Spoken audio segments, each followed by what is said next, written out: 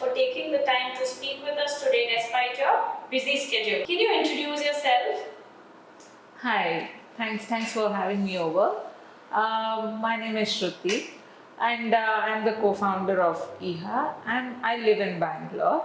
Hello ma'am, explain about your career journey and what led you to become IHA's co-founder ma'am. My journey was a self-discovery of my potential of being an entrepreneur.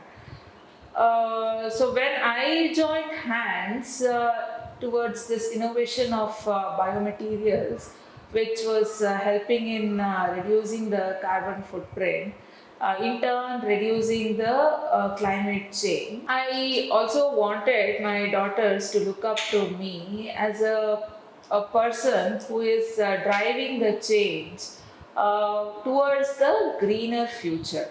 So when we initially started with this biomaterials, newly innovated biomaterials, we started with helping out automotive companies to reduce their carbon footprint. A lot of potential of this material. It was a discovery in itself.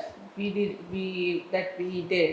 and then during COVID, we actually conceptualized EHA, and after COVID, we commercialized EHA. What advice would you give to other leaders who are looking to make their companies more sustainable? Sustainability is understood by different people in different ways. See, for example, for some people, using wood is sustainable. For some, eliminating or taking out plastic from their life is sustainable. For some, switching on to biodegradable materials is sustainable. And one more example I would like to give is wood, as long as it is used for construction of houses and buildings, it is sustainable. But if we start using woods to make spoons and forks, it's not very sustainable. So we have to make the right choices. It's up to us. Who or what has been the biggest inspiration in your professional life? For me, the biggest inspiration I would like to say as Sudha Murthy. Why? Because the way she has handled her work-life balance inspires me a lot. And what are some of the biggest challenges you faced as a female co-founder? There were quite a lot of challenges. One of the biggest challenge I would say is managing or having the work-life balance. That had been a biggest challenge, but I had been quite fortunate enough to have a good support system back home, where my in-laws supported.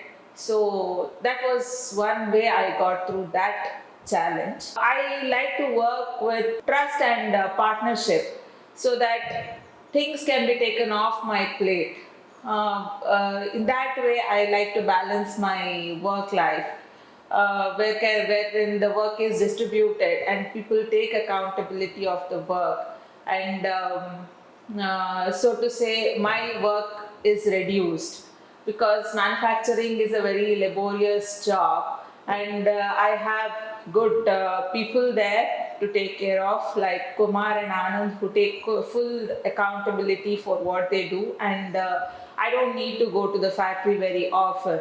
And for example, for the compliance things, we have association with SSP and Associates. We are working with them for the past almost 10 years, and they have done their fantastic job taking my head off towards the compliance issues, so I don't have to worry about things like that. So that's how I like to balance my work and reduce my work as well. Ma'am, how do you embrace cultural diversity, equity, and inclusion at IHA? See, the simplest way to do that is by treating all the employees equally and giving them the opportunity to come up with their own ideas and treating their ideas, valuing their contributions, and giving them the opportunity to grow along. I think that way we can. That's the simplest way to bring in diversity and inclusions. so to say. What advice would you give to young women aspiring to leadership positions? Work on your long term goals. See, each person's goal is different, their timelines are different, and everyone's path is different. Work at your pace to achieve them. Be persistent. Don't let people tell you that you cannot do things because you're a woman. And believe in yourself, and don't be afraid to take challenges. Is there anything else you would like to share with our audience? See, be positive. Is all I can say. If you put your efforts in the right direction, you will achieve what you want to do in life. That's all. Thank you.